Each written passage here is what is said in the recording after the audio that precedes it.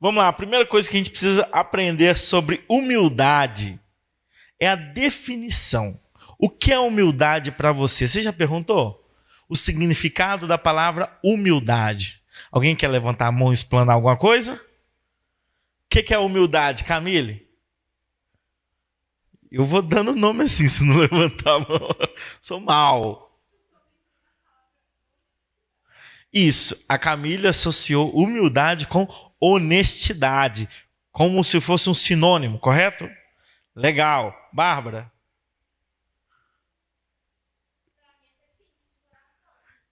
Ah, Bárbara, ser simples de coração. Jeremias?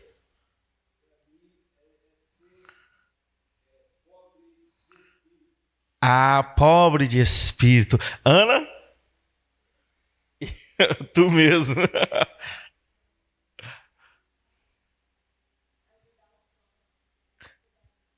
Cuidar do próximo, ajudar o próximo. Lavínia? Alguém que se coloca... Você está vendo que a palavra humildade ela pode ser associada a várias definições? E nenhuma dessas estão erradas, porque a humildade é a mãe de todas as virtudes. Então, cada virtude que foi colocada aqui por vocês está relacionado, sem sombra de dúvida, com a humildade. A definição que eu achei no Google, né, pesquisando, juntando uma peça aqui, outra aqui, foi assim, ó, virtude moral do ser humano que tem consciência das próprias limitações. Então, uma pessoa humilde é uma pessoa que reconhece as suas próprias limitações. Vamos dar sequência aqui.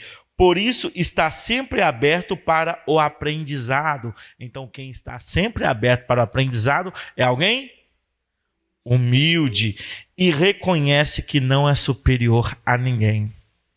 Mesmo que você julgue dentro de você, eu sou o que mais sei aqui, sou o que mais sei música, eu sou o que mais sei teologia, eu sou o que mais sei dança, eu sou independente. Por mais que você julgue, não se considere superior aos demais, porque senão você começa a trilhar um caminho de egoísmo que é antagônico, ou seja, é oposto ao caminho da humildade. Então, essa é a definição mais comum. Só que eu quero aprofundar um pouco mais. Porque a palavra humildade, ela tem a raiz etimológica semelhante à palavra umidade. Mateus? Humildade e umidade têm a mesma raiz etimológica, ou seja, a mesma origem. Por quê? Veio da palavra do latim humus, que significa solo, terra fértil. Então, uma pessoa humilde é uma terra fértil. É uma terra que recebe sementes. É uma terra que tem as condições apropriadas para a semente germinar. Então, você está vendo que, apesar de ter essa definição pré-fixada, a gente consegue aprofundar um pouco mais o tema. Então aqui, umidade é tudo aquilo que tem água, tudo aquilo que tem vapor, vaporização. Terra mais água é uma terra úmida. Adão, de acordo com a Bíblia, o primeiro homem da história da humanidade. Adão significa humano, significa homem, mas não homem de ser macho, homem de ser humano.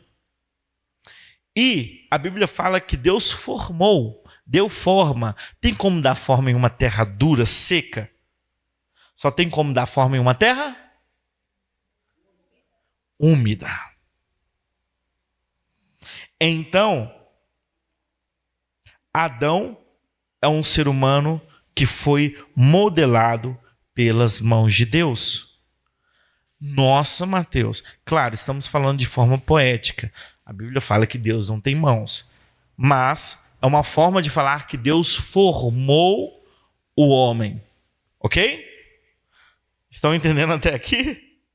Amém. Então, quando a gente fala de terra molhada, é uma terra úmida que é uma terra que tem as condições necessárias para plantar, para germinar, para florescer vida. Agora, uma terra seca é uma terra que não recebe semente. Quantos lembram da parábola, né, do semeador que jogou a semente e caiu na terra e ficou lá, na superfície? Ela não aprofundou. E o que acontece com essa semente? Veio a ave de rapina, pegou. É isso que acontece com uma terra seca, uma terra que não tem umidade. Então, uma pessoa humilde é uma pessoa que está aberta ao novo. É uma pessoa que está aberta a novos conhecimentos. Não é aquela pessoa que fala assim, eu sou crente, eu não ouço padres, porque eles são católicos, eles adoram santos, que não sei o quê. Eu sou crente, eu nem converso com uma pessoa se ela for espírita. Não. Você tem que ser aberto ao diálogo, aberto ao conhecimento. O que você precisa ser é um filtro. Como o apóstolo Paulo orienta, analisai todas as coisas e retende o que é bom. Porque se você começa a isolar as pessoas do seu convívio, isolar livros da sua biblioteca, você fica engessado no que a gente chama de orgulho, arrogância, aí você se torna um copo cheio. Não recebe mais nenhuma gota de água, nem da vida, nem do Espírito, nem de Deus e nem da humanidade. Agora, quando você é uma pessoa que sempre esvazia o seu copo para receber mais, você é uma pessoa que é humilde. Então, a primeira coisa que a gente precisa entender é que eu vou ser uma pessoa humilde quando a minha terra for úmida. Quando a minha terra for propensa a gerar vida. Porque onde tem terra e onde tem água, há também vida. Aonde tem só terra seca, você vê os galhos são secos, você vê que os calangos, que só fica os ossinhos dele lá morto, né? Os fósseis reptilianos, tá tudo lá. Por quê? Porque onde só tem terra não tem vida. E esse é o segredo da humildade. Eu lembro de uma história, aquelas histórias da adolescência, sabe? Eu tocava na igreja quadrangular, violão, me achava o cara. E tinha uma menina que a gente ia ensaiar que eu gostava dela. Eu estava aflorando uma paixão por ela, né? E eu lembro que antes de ensaiar, eu tomei banho, me arrumei todo para ficar bonito, aquela vaidade adolescente, super natural, né? Aí, beleza, coloquei uma camiseta. Rapaz, eu me senti forte. Olhei assim meus braços no espelho e eu era um magrinho. Meu Deus do céu, feio, igual uma caveira. Você fazia isso, dava pra ver os ossos. Hoje eu tô gordo, mas dá pra ver os ossos. Mas aquela camiseta me deu poder. Eu olhava assim pra mim, eu falei, nossa, desculpa, mas eu me senti o homem mais gostoso da face da terra. Foi tipo assim, eu olhei os meus braços e eu falei, nossa, ela vai me ver. Ela vai ver o tamanho do meu braço, ela vai ver que eu sou forte, ela vai ver que eu posso defendê-la. Coisa de esquizoide, sublima tantas coisas, né? Aí, beleza. Só que na hora, quando eu tava me arrumando, olha só, o cara tava arrumando pro louvor, só que pensando na menina. Olha que coisa pecaminosa. Mas, na hora da turbulência de emoções, a gente não pensa nisso. Aí tá lá eu olhando, todo vaidoso. E quando bateu o horário para eu sair, veio uma voz falando: você está arrumando para mim ou você está se arrumando para ela? Gente, eu juro para você, eu arrupiei todo. Eu ouvi a voz do Espírito Santo falando simplesmente assim comigo. Foi aonde que eu me recolhi da minha insignificância. Troquei por uma blusa, não uma blusa feia, uma blusa bonita também, mas que não tinha intenções impuras naquilo. Porque eu tinha intenções impuras em vestir uma camiseta, mostrar que eu sou forte, para ela olhar para mim. E foi aonde que eu falei, tem que ser humilde. Porque a vaidade é filha do orgulho. Assim como a pureza A transparência é filha da humildade. Então, eu olhando no espelho, querendo impressionar uma garota, só que lá dentro o Espírito Santo falou: você está vestindo para mim ou está vestindo para ela? Na hora, eu fui lá, troquei de roupa. Aliás, de roupa toda não, blusa, né? Eu fui lá, vesti uma outra blusa, uma blusa polo, que não mostrasse tanto os meus braços, mas que eu fosse também de forma elegante para o ensaio, fluiu. Mas foi uma experiência tão bonita que eu tive. Eu era adolescente, eu devo que tinha uns, 14 anos, por aí mais ou menos. Então, eu achei interessante trazer, porque tem uma frase que no estudo eu peguei, que ela é assim, ó: a humildade é a mãe de todas as virtudes. E o vício é a mãe... Não, e o vício é o pai de todos... Não, peraí, eu estou embolando aqui, gente. Minha letra é terrível.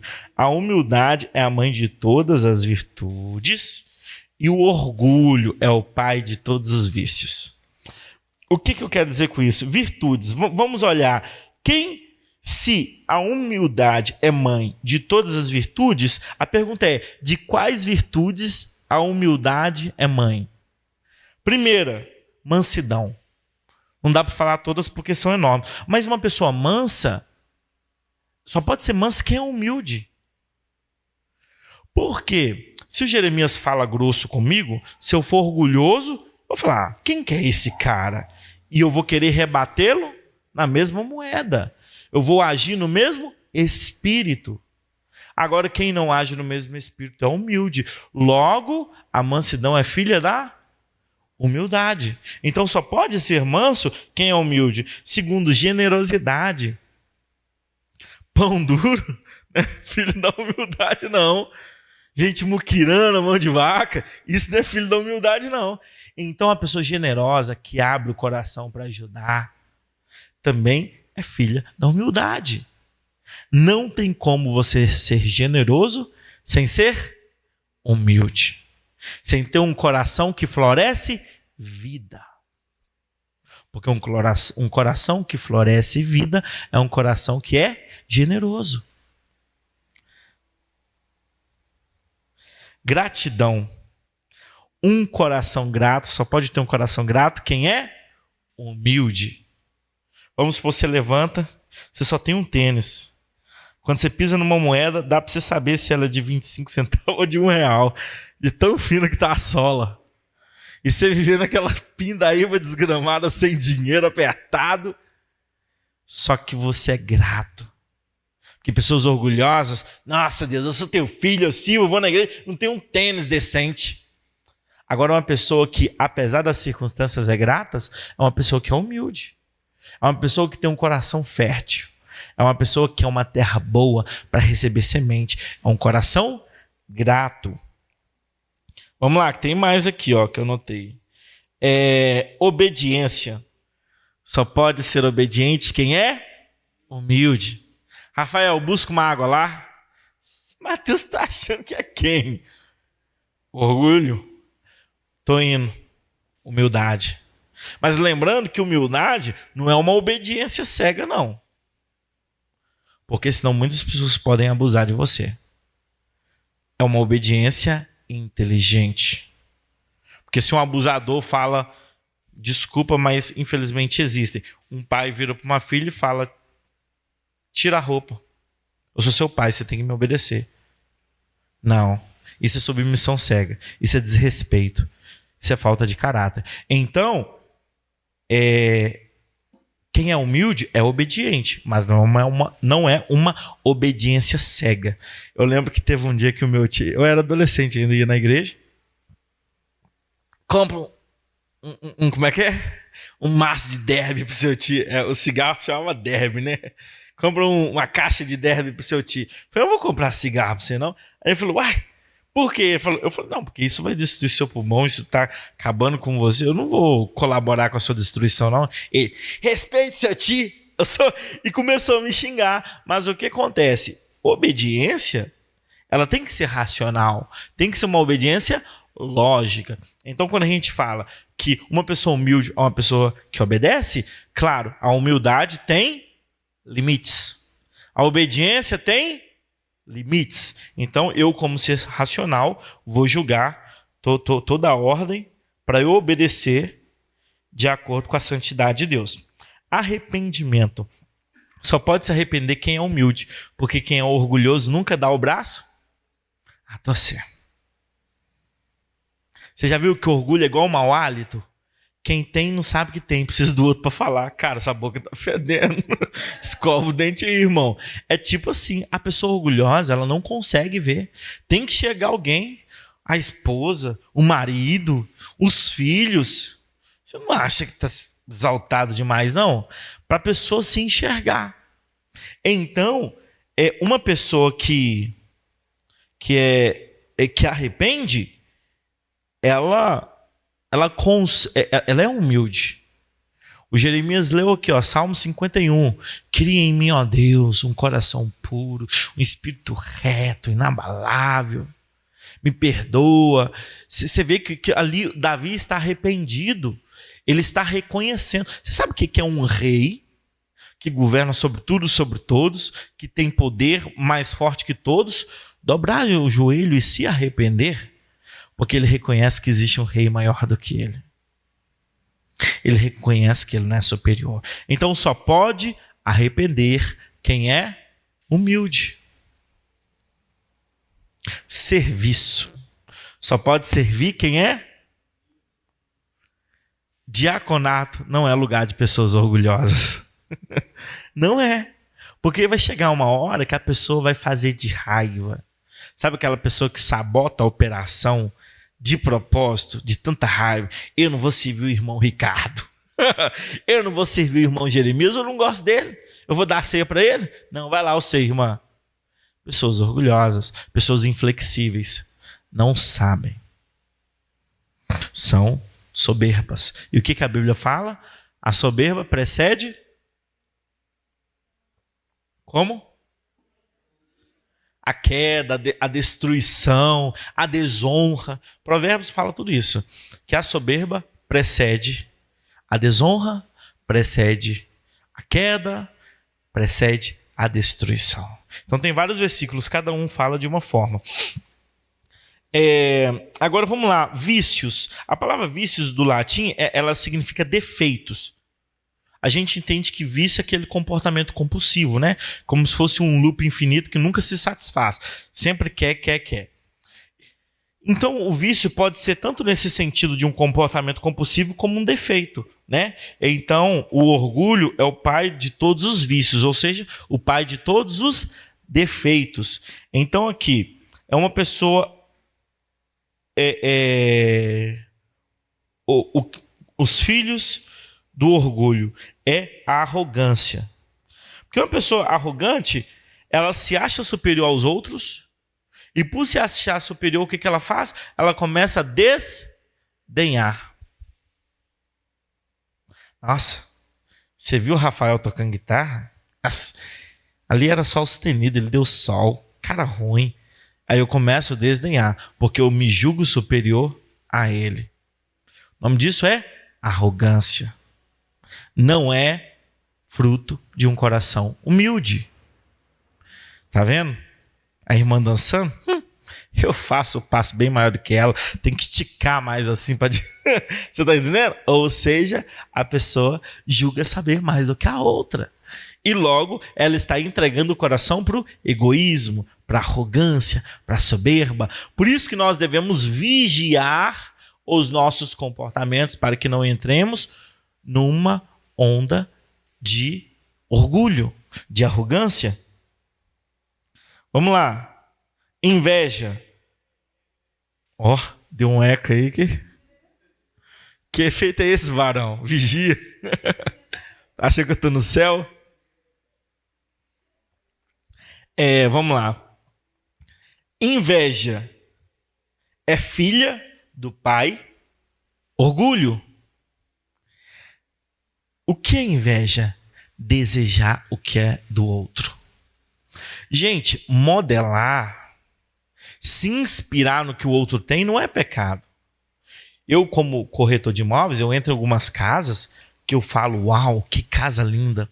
Eu quero ter uma casa igual essa. Isso não é inveja. Isso você ficou vislumbrado com algo e quer ter. Agora, eu falar, eu quero essa casa para mim. Aí é inveja. Porque você não quer uma casa igual àquela. Você não vai construir uma casa igual àquela. Você quer aquela. Que é da pessoa tal, do CPF tal, endereço tal. E se o cara morar lá de aluguel, você vai ligar para o proprietário e falar assim, aqui, você quer quanto para tirar aquele cara e colocar ele para morar no lugar dele? Porque você é um invejoso. Você quer o que é do outro. Então a gente tem que saber separar as coisas. Então a inveja é uma filha do pai. Orgulho. Egoísmo. Ego, eu, ismo, doença, né? Vamos colocar assim. É uma pessoa doente por si mesma. É uma pessoa que é o centro das coisas. Então, essa pessoa nunca vai ter um coração humilde. Por quê? Porque ela tem uma consciência que ela é superior e ela tem uma consciência que o outro é inferior. Logo, ela tem que ser a primeira.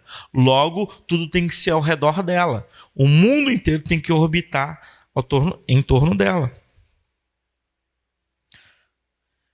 Você sai para comprar um pão na padaria e o pão que você queria não tem. Aí você amaldiçoa a padaria, você amaldiçoa o padeiro, você amaldiçoa a terra, todo mundo, ó raios, ó céu, não tem o pão que eu queria. Aí eu falo, que egoísmo do caramba. O cara quer que o mundo inteiro gire em torno dele. Eu fiz a minha prancha e logo hoje vai chover, qual é, Deus? Ou seja, você quer que as condições climáticas favoreçam o dia que você fez uma prancha, porque você quer que o seu cabelo não molhe. O nome disso é egoísmo. Então a gente tem que trabalhar alguns sentimentos para a gente não ser pessoas orgulhosas. Deixa eu ver. Engano, hipocrisia, ira. Por exemplo, ira e impaciência são filhas do orgulho. Sabe quando você fala para uma pessoa, faz dessa forma, e a pessoa não faz da forma que você queria? Você fica irritado. Você se sente impaciente. Eu não Não é assim não, bênção. Né, para não xingar um palavrão. Eu te expliquei, cara. Eu falei várias vezes, você não está conseguindo fazer dessa forma. Impaciência, irritabilidade, palavrões, xingamentos, é resultado do orgulho. Porque um coração humilde não é dessa forma. Quem aqui tem exemplos de humildade? Levante a mão. Quem aqui já viu algum exemplo e que acha muito bonito? Levante a mão aí. Jeremias? Não, exemplo mesmo. Pessoas. Vamos tirar Jesus da equação. Pessoas. É claro que Jesus é uma pessoa, né? Ele não é um alienígena. Mas eu falo assim, porque ele é o maior, né? O mais top das galáxias. A gente fala pessoas. Lembra aí de alguém que teve um comportamento humilde. Quem lembra, levanta a mão aí. Jeremias? Então vem cá e conta esse exemplo aqui para nós. A igreja, as pessoas que estão lá precisam ver. Exemplos bonitos precisam ver.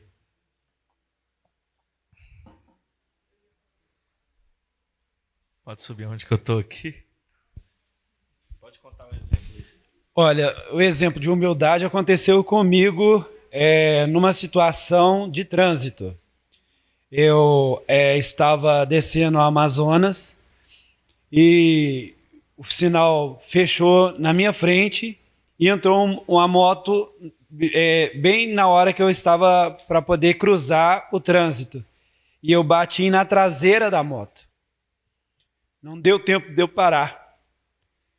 E aí, na hora que bateu na traseira da moto, aí eu olhei o motoqueiro e pedindo pelo amor de Deus para que a moto não caísse.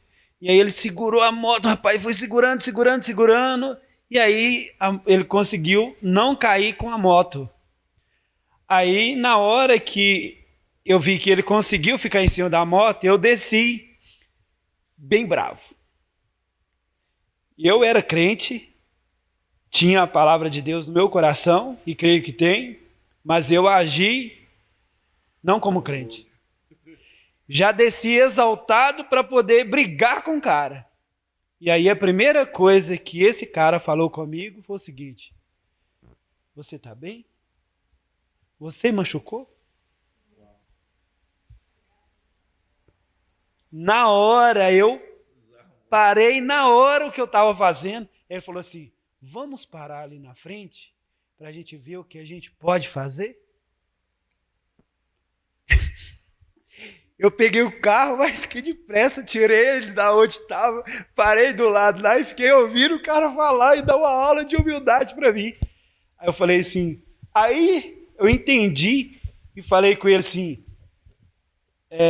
você machucou também, né? Você machucou também, né? Deixa eu pelo menos arrumar aqui.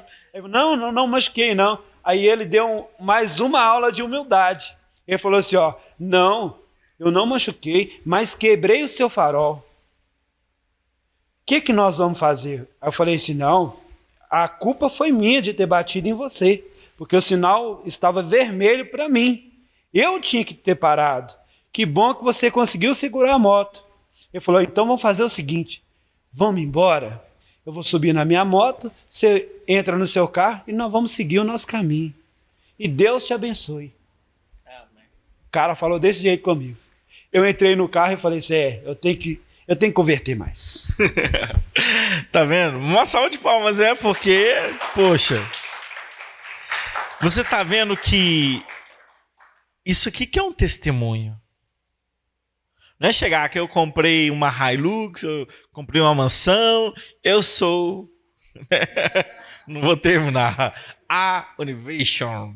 Aí o que acontece? Então, exemplos de humildade, exemplos de fé, que deveriam ser os nossos testemunhos. Os testemunhos dos primeiros cristãos eram assim. Nossa, eu estava na casa da irmã Teresa, aí chegou os romanos, eles me prenderam, me deixou 40 dias lá, me espancaram, mas você acredita que eu preguei para o cara que me bateu e ele se converteu? Isso é um testemunho forte. Agora, se a sua conta bancária foi multiplicada ou não, pouco importa, meu irmão. Isso é resultado do esforço de qualquer pessoa. Quem se esforça chega onde quer. Se você quiser, eu quero ser a líder, a presidenta, você vai ser a presidenta. Se você quiser ser um homem de sucesso, um empreendedor, você vai ser. Está baseado aí na força do seu braço. Agora, exemplos espirituais como esse, enquanto você está pregando o evangelho, coisas estão acontecendo, isso é sobrenatural, isso deve ser exaltado no altar. Eu quero ver, tem mais alguém que tem algum exemplo que queira compartilhar? Oi? A Carla. Sim, do centurião.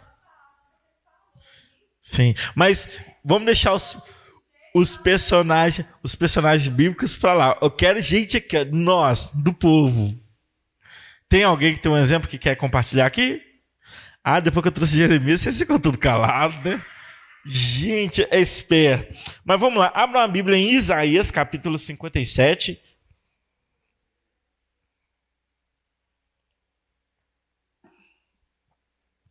Isaías capítulo 57, versículo 15. A gente vai ver um exemplo de humildade do nosso Pai, um exemplo de humildade do nosso Deus.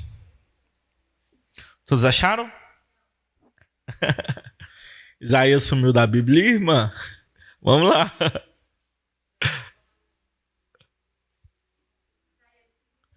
Isso, Isaías 57. Todos acharam? Aí, ó. Vamos lá. Isaías capítulo 57, versículo 15. Diz assim. Nossa, eu estou no 58. Desculpa, pera.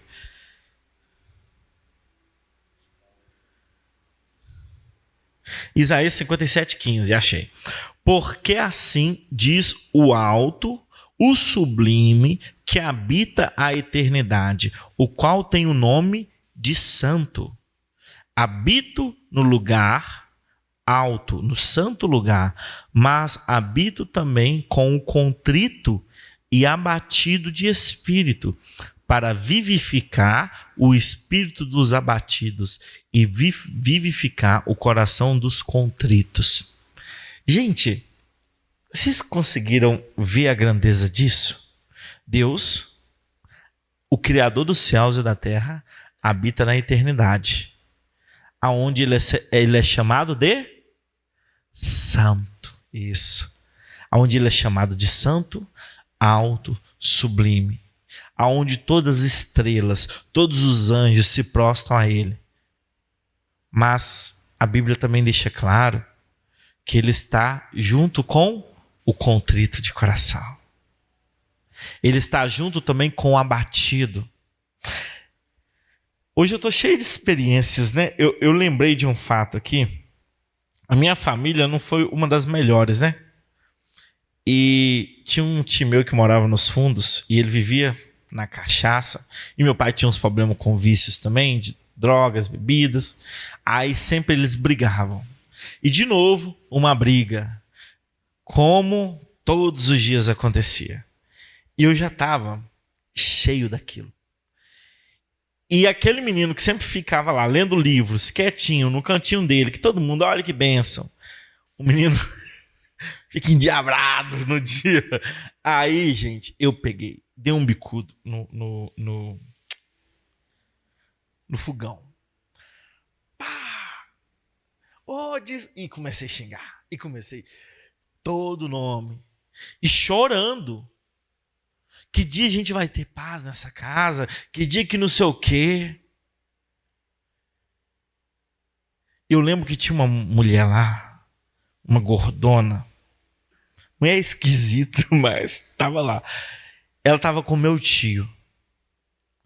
Ele estava usando droga, bebendo, orgia, uma porrada de coisa que rolava no barracão dos fundos lá. Aí, por incrível que pareça, essa mulher, ela pegou nos meus 2 braços e ela falando, hoje eu rio, mas na época eu fiquei sério, porque ela só tinha um atacante, né? Só um dentinho assim. Aí ela falando assim, e ela me chacoalhava. Aí ela falava assim comigo. Eu juro pra vocês, gente, não é coisa de bêbado falar. Ela olhou dentro dos meus olhos e falou assim, e me chacoalhou. Moisés, eu te levantei para salvar a sua família. Você é o que tem que ficar tranquilo. Você não pode se desesperar. E ela me saltou. Eu roupio falando isso. Porque no meio da confusão, no meio do desastre, no meio do sofrimento, Deus veio da eternidade e falou comigo. É incrível isso, porque um ser supremo, um ser poderoso, visita a sua intimidade.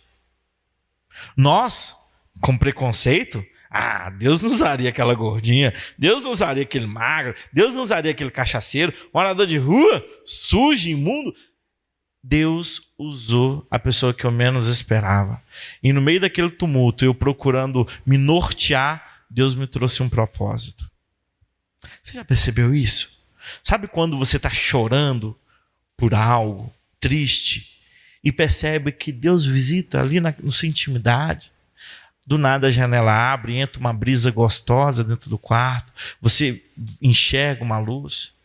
Ou você percebe que Deus está falando com você através de um versículo bíblico, você abre e aquilo que você precisava aparece. Gente, é Deus da eternidade, de um lugar alto e sublime, em humildade, descendo aqui na terra, sentando do seu lado e falando, meu filho, eu estou aqui do seu lado. Quer exemplo de humildade maior do que esse? Imagina um rei descer do seu trono, com todo o poder, toda a sabedoria, toda a grandeza, e vindo mais pequenino, frágil, que ninguém dá nada, que ninguém respeita, que ninguém acha que vai para lugar nenhum, senta do lado e fala, meu filho, eu estou aqui. Deixa a opulência do palácio e visita os frágeis e os pequeninos. Se isso, meu querido, minha querida, não for um exemplo de humildade, eu não sei o que é. Deus, em sua grandeza, em sua sabedoria, se preocupa comigo e se preocupa com você. Abram a Bíblia em Mateus, capítulo 18.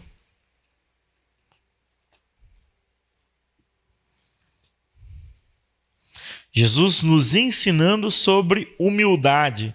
Mateus capítulo 18, do versículo 1 ao versículo 4.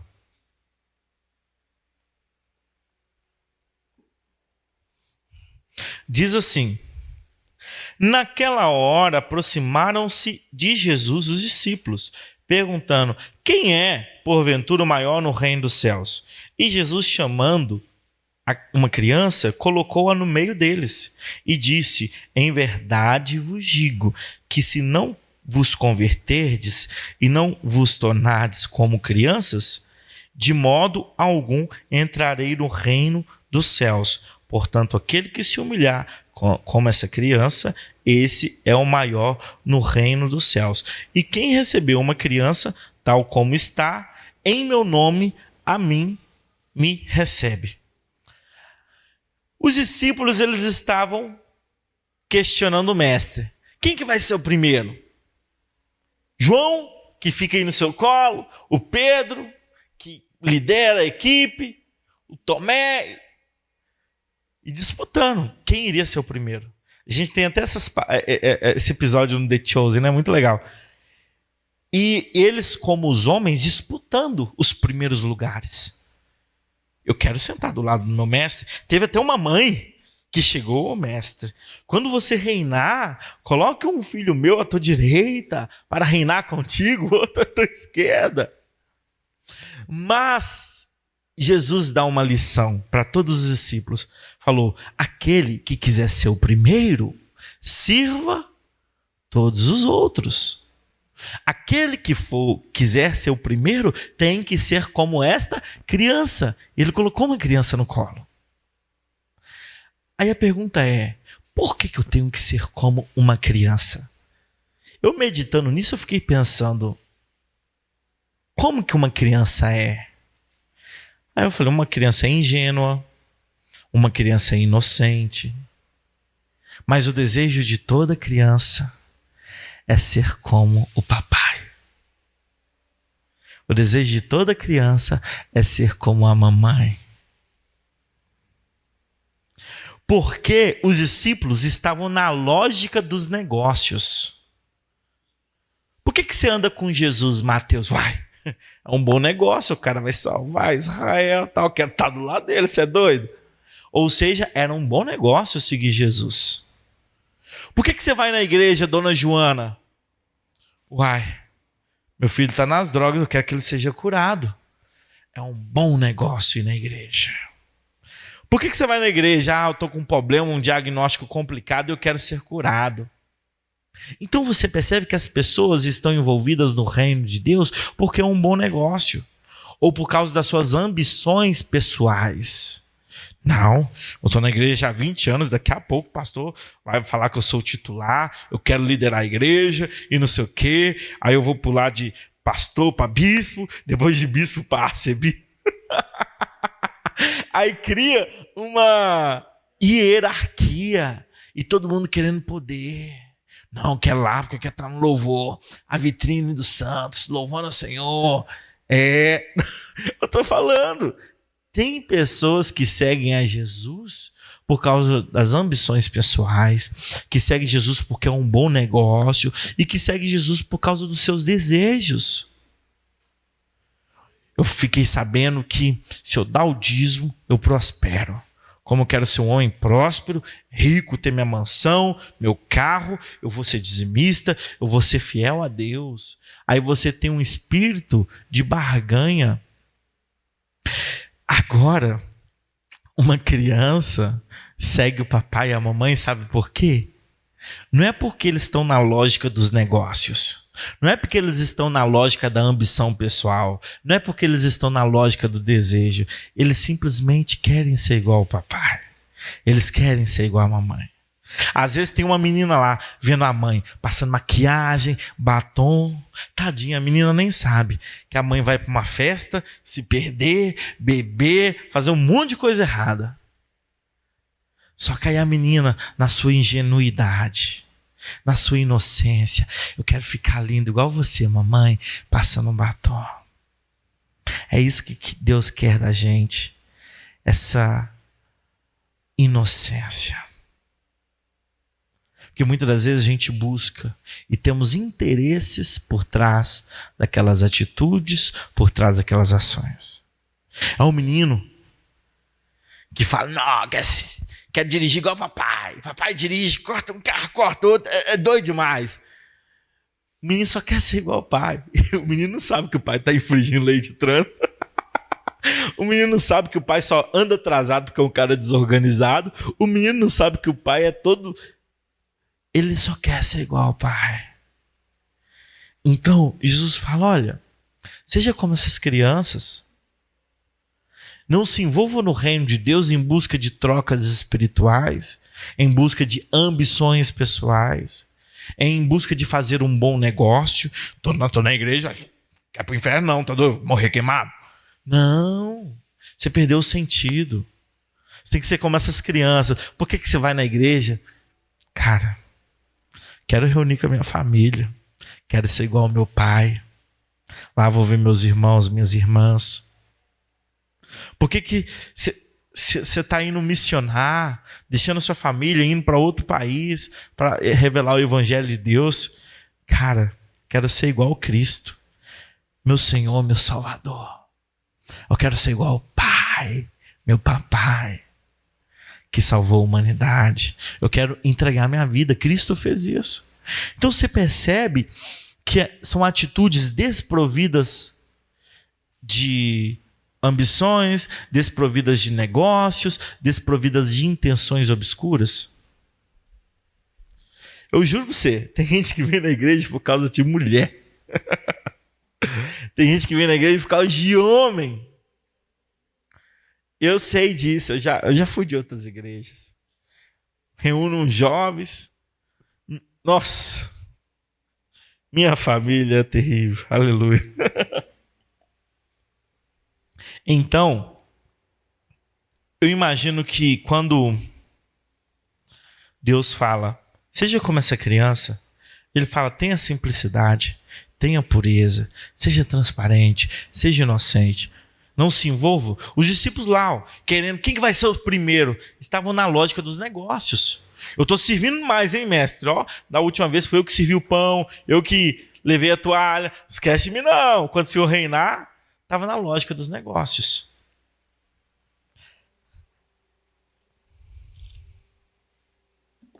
Abra a Bíblia em Lucas 18, 9 e 14. Lucas capítulo 18. Só Mateus, Marcos, Lucas. Segundo livro depois de Mateus. Lucas 18, do 9 ao 14.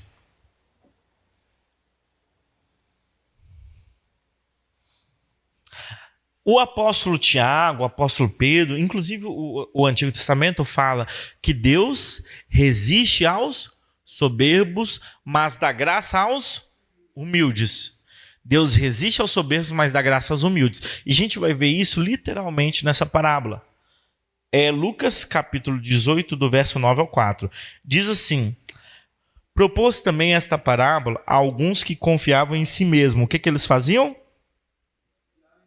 Confiavam em si mesmo, por se considerarem justos e desprezavam os outros. 2 homens subiram ao templo com o propósito de orar. Um fariseu, e o outro publicano. O fariseu, posto em pé, orava de si para si mesmo. Desta forma, ó Deus, graças te dou, porque não sou como os demais homens, roubadores, injustos, adúlteros, nem ainda como este publicano. Jejuo 2 vezes por semana, dou meu dízimo de tudo quanto ganho. O publicano, estando em pé, longe, não ousava nem ainda levantar os olhos ao céu, mas batia no peito, dizendo, ó Deus, sê propício a mim, pecador. Digo-vos que este desceu justificado para a sua casa, e não aquele, porque todo que se exalta será humilhado, mas todo que se humilha, será exaltado.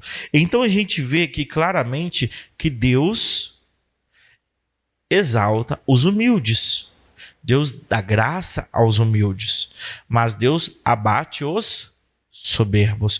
E qual desses dois desceram justificados da oração?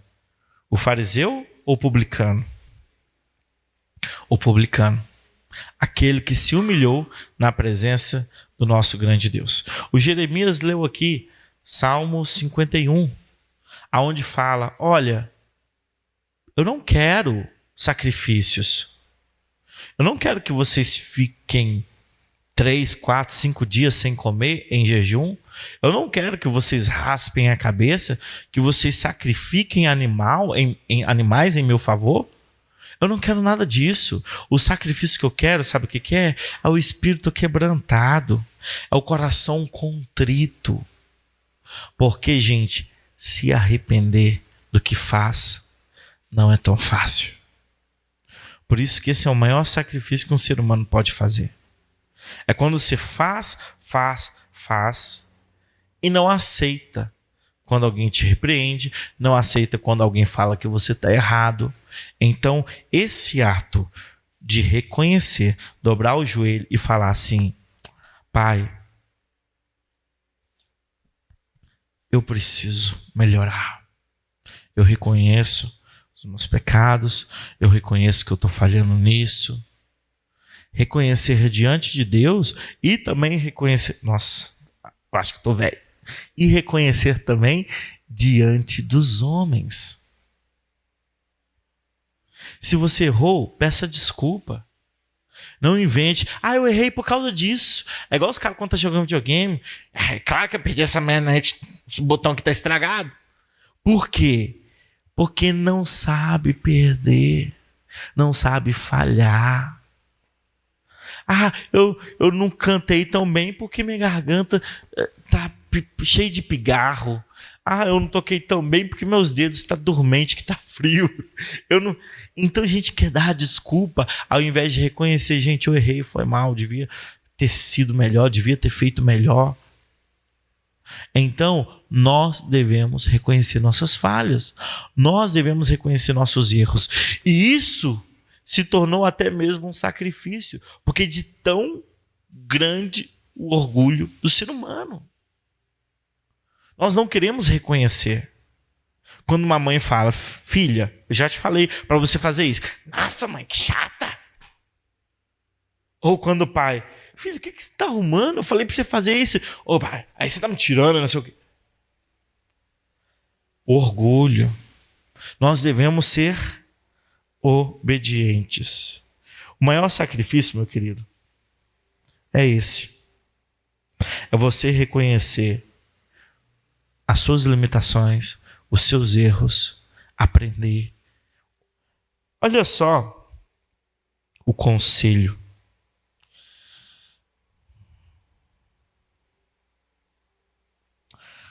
Abra uma Bíblia em Filipenses.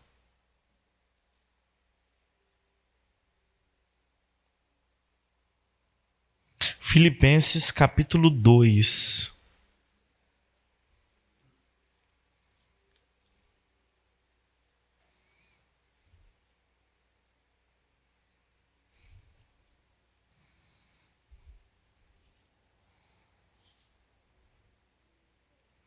Não, desculpa, gente. Não está aqui não. É 1 Pedro. É 1 Pedro, isso está antes de João, antes de Apocalipse.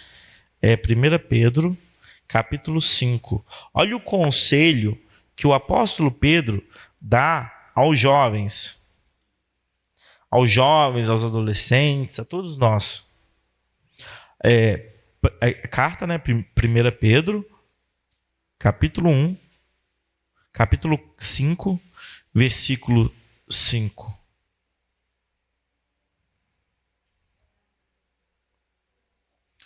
Todos acharam? Diz assim: rogo igualmente aos jovens Sede submissos aos que são mais velhos. Outros sim, no trato de uns com os outros, cingi-vos de toda humildade, porque Deus resiste ao soberbo, contudo, aos humildes concede a sua graça. Humilhai-vos, portanto, sobre a poderosa mão de Deus, para que ele, em tempo oportuno, vos exalte. Então você percebe que o conselho do apóstolo Pedro para nós, inspirado pelo Espírito Santo, é: jovens, adolescentes, sede submissos aos mais velhos, aos pais, aos tios, às mães, aos líderes espirituais, todo aquele que é uma autoridade na sua vida, seus professores. Ah, meu professor é de esquerda, eu não gosto dele não, porque eu sou de direita. Ah, meu professor é de direita e eu sou de esquerda. Não interessa, respeito é respeito. Então nós devemos submissão, mas lembrando, não é aquela obediência cega de você fazer tudo que o outro manda, mas submissão é você dever respeito, independente se você concorda ou não, se você acha que a pessoa não raciocinou direito ou não. Respeito é respeito. Então o conselho do apóstolo Pedro para nós é esse: sejamos submissos aos mais velhos. Agora, para a gente finalizar, aquele texto de Filipenses 2, do 5 ao 11.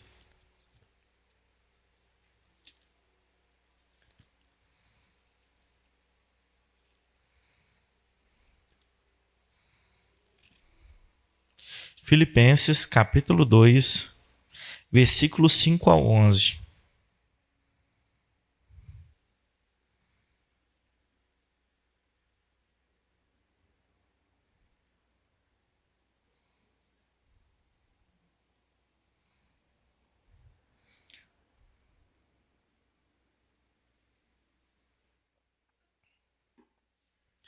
Filipenses, capítulo 2, versículos 5 ao 11. Diz assim: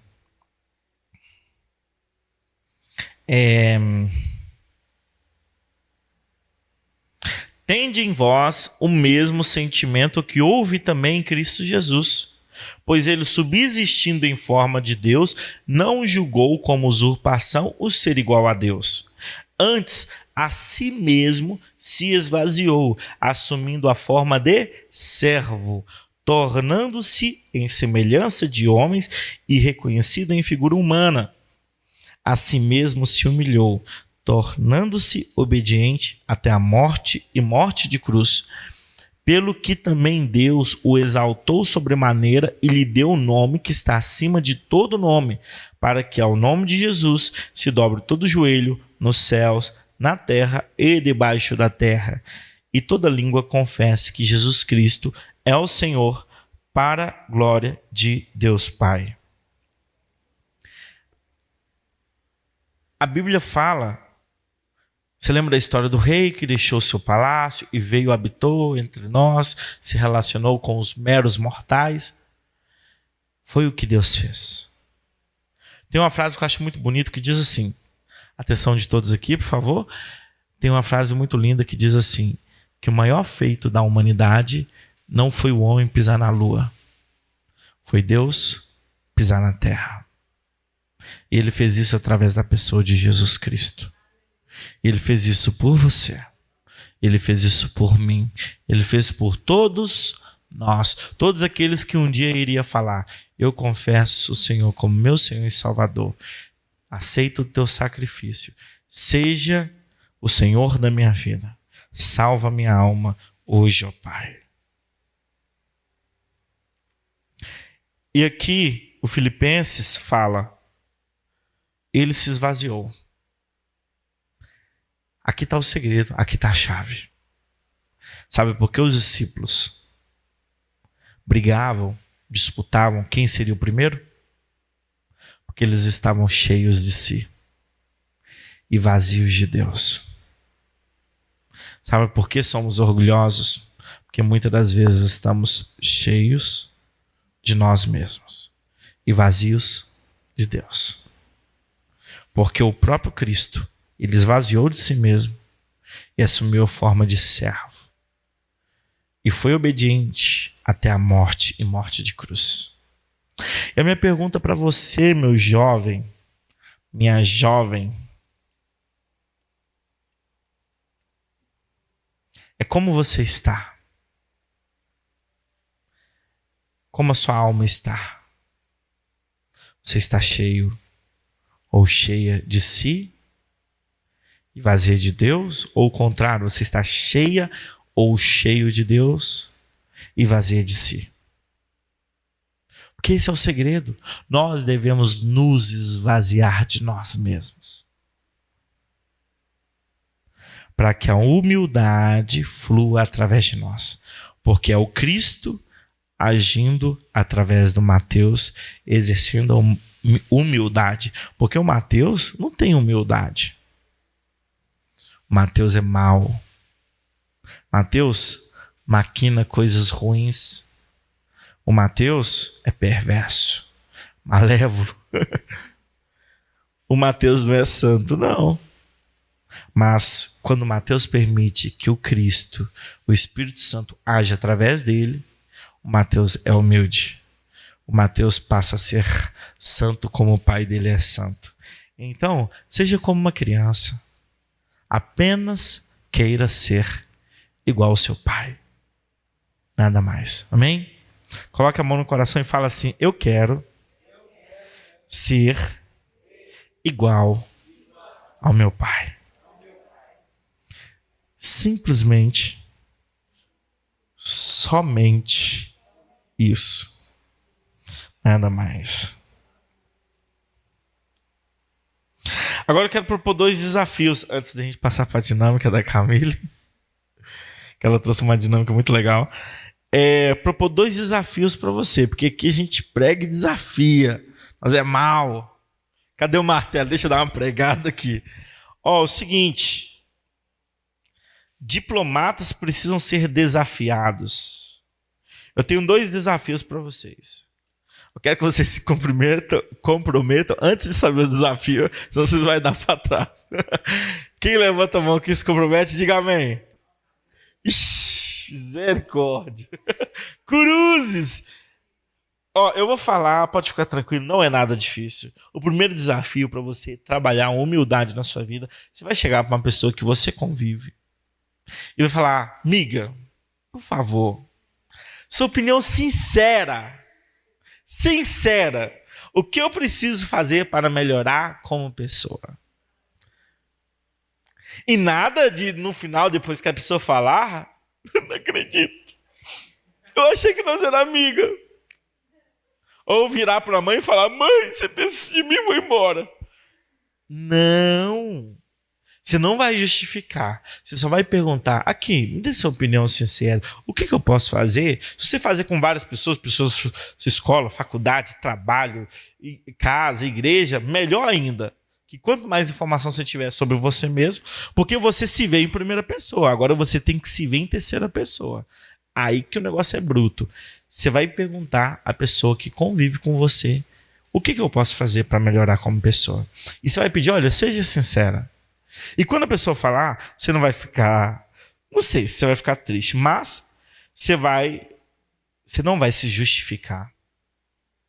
Ah, mas amiga, eu sou assim porque também não é fácil para mim, né? Você sabe o meu histórico, minha família, não sei o que. Não, nada de se justificar. Você só vai anotar: entendi. Na mente filha da mãe. Mas você tá anotado. E você vai falar simplesmente assim: muito obrigado. E abraça a pessoa e vai embora. Aí, a partir dessa informação que você tem sobre você, você vai refletir e criar formas para se melhorar como pessoa. Então, o primeiro desafio está aceito?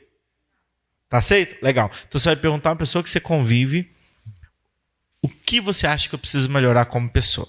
Ponto. Não se justifique, não questione o porquê, só anote e fala: muito obrigado, amiga, muito obrigada, mãe, muito obrigado, pai, muito obrigado, colega, muito obrigado, líder, muito obrigado, pastor, independente de quem seja. Beleza? O segundo desafio é: sirva sem ser visto, você tem 4 semanas para fazer um serviço voluntário e anônimo. Não é fazer, galera, estou dando uma cesta básica aqui pro irmão. Senhor Tião, fala aí, Tião, o que você está achando disso? Pois é, obrigado, viu? Não, nada disso. Nada de fazer merchan da sua doação. Você vai fazer algo no anônimo.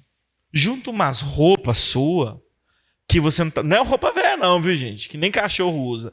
É roupa que às vezes talvez você não está usando. Por exemplo, eu dei uma engordada, então eu perdi umas roupas. Mas são roupas boas. Aí eu posso pegar essas roupas e doar para alguém. Ir aqui no bazar, conversar com a Marli, deixa essas roupas, doa para alguém. Ou de repente você sabe que sua vizinha está passando uma dificuldade, vai lá, doe. Claro, algumas pessoas podem ver e falar, nossa, parabéns. Se a pessoa falar parabéns, você fala obrigado, normal. Pessoas vão te elogiar por isso. Só que não faça publicidade. Faça um serviço anônimo. Aceita ou não aceita? Faça um serviço anônimo. Seja, se a sua amiga da escola, todo mundo está falando, nossa, que menina depressiva, ela se isola, não conversa com ninguém. Talvez só de você sentar lá, você está prestando um serviço voluntário. E ouvir. Deixa a pessoa desabafar, falar, conversa, empresta o seu ouvido. Você pode juntar suas roupas, doar para alguém. Ou alguém que sempre você passa na rua, vê aquela pessoa lá. Olha, eu fiz um café da manhã para você lá em casa. Traz 2 pão para a pessoa, um copo com café. Faça algo, mas não faça com o intuito de ser visto, de promover. Então o primeiro desafio é, seja sincero e pergunte para a pessoa o que você precisa melhorar como pessoa. E o outro desafio, até o próximo sábado com de jovens, então você tem 4 semanas para fazer esses 2 desafios. Sirva sem ser visto. Realize um serviço anônimo, não com o intuito de publicidade, mas com o intuito de que somente você e Deus saiba que a sua alma foi generosa para com aquela outra alma. Amém?